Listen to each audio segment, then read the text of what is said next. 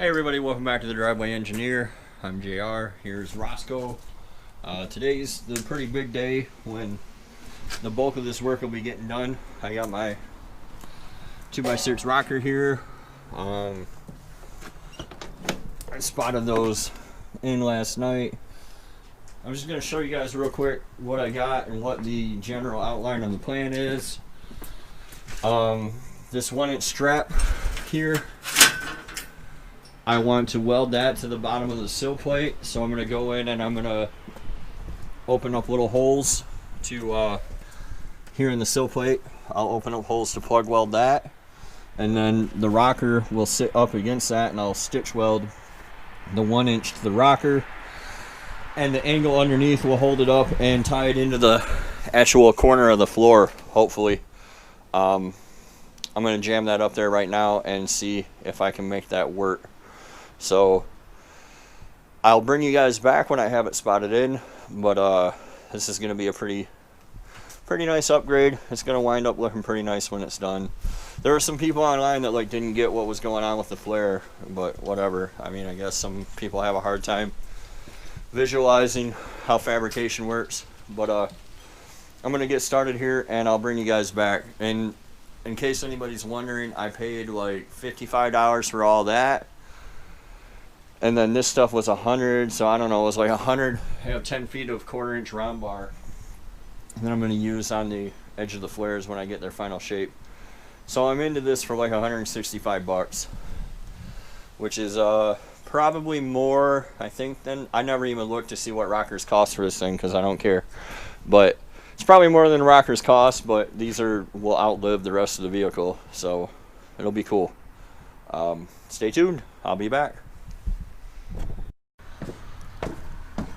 Alright everybody, from this side you can pretty much see what I have planned. From this side, that one is mostly cut, trimmed, and fit, so I can pull it off and make the other one match it. It's a thankless, miserable job. You have to cut and put it up there and cut and put it up there. You see all the little wormy things I had to cut off. Cut, put it up there again, cut, put it up there again, cut, put it up there again. It takes forever. There's no fast way to do it. But yeah, that's kind of how I do fabrication, is I start with too much, just like the flares, and then cut away everything that's not what I want. So I think that that's looking pretty good. Looks like my door line is a little wonky, but that's okay because I'm just going to put some weather strip on there. I'm trying to get that up high enough to actually hit the fender at least. I don't really care about the door, but I want to weld the fender to it so it has some structure back in it. But yeah, that's how I'm going to start today, by trying to pick up all these little pieces and cut my other side to match this one, and then trim that other side out. It takes hours and hours. I spent about 4 hours on it yesterday. I had to go meet my financial guy, but which was super fun. Adulting's always a good time. But yeah, that's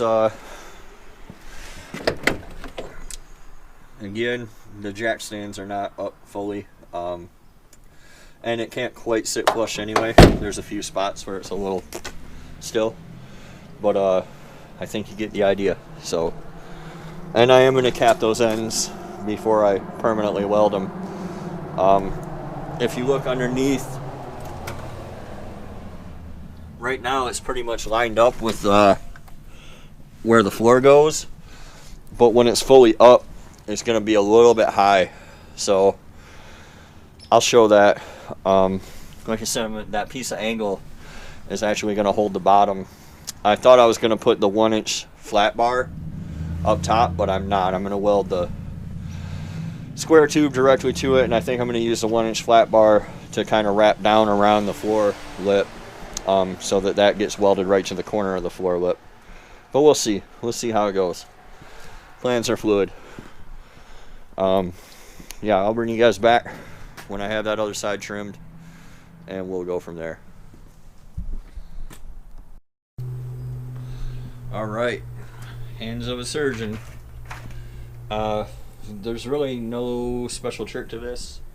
That's my little cut 50p Pilot Art plasma. You could do this with a grinder, it would just eat up $1 million in cutoff wheels, but otherwise no reason why you couldn't do it with a grinder. But yeah, so this one's already been on the vehicle, clears everything. There's like bumps for seatbelt bolts and stuff like that. So by mirroring it, it should fit the other side. So I'm gonna go over to the other side. I have a bunch more trimming to do on the other side. This side is completely trimmed and done. The other side, I know there's still stuff hanging that's gotta go. That looks pretty flat. That's not quite flat. I can't have any of this lip. It's all gotta go. So I'll come over here, trim this side. Then underneath,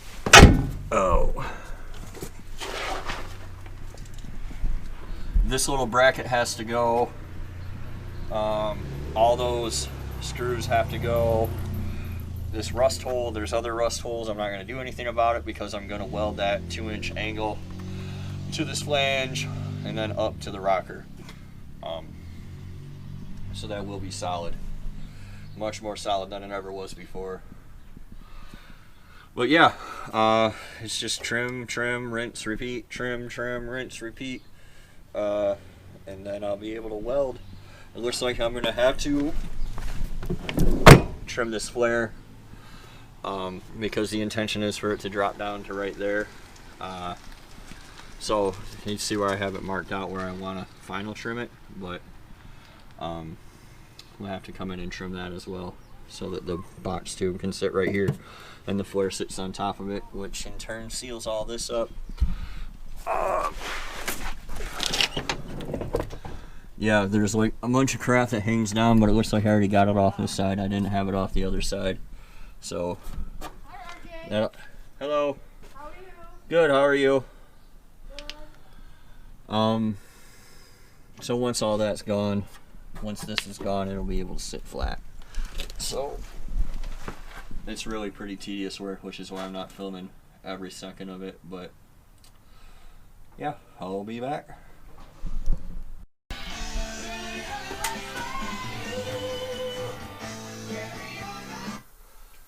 Alright everybody, welcome back. I'm working on Roscoe here. It's Thanksgiving. Happy Thanksgiving to you all.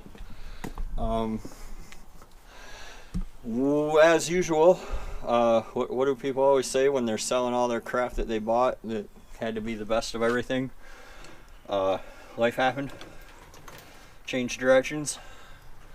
So, working on the rockers here. As you, most people like leave this much of the inner rocker, and I cut it completely off.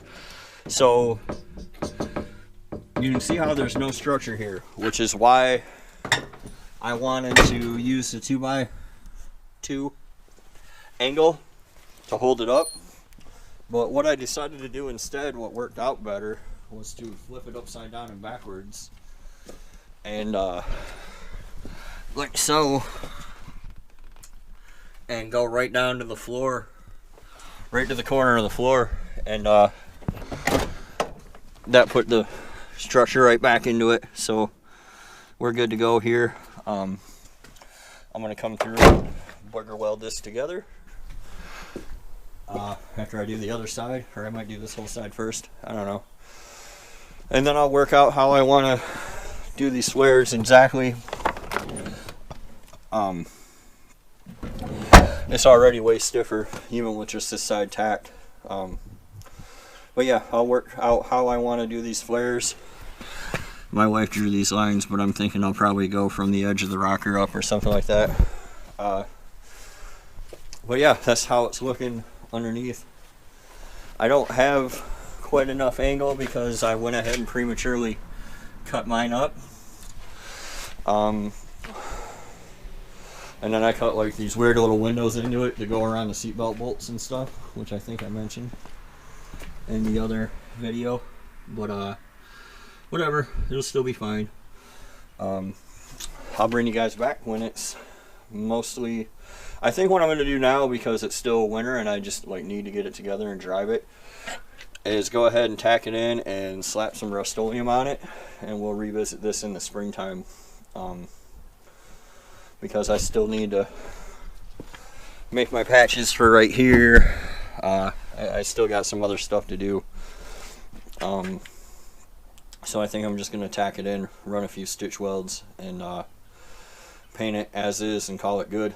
So I'll bring you guys back when that's done. And remember, it's like Mr. Rogers says, like, I'm not very good at fabrication, but it doesn't really matter because I have fun doing it, and Melanie's going to enjoy her Jeep. So, and that's what they make grinders and Bondo for. We'll be back.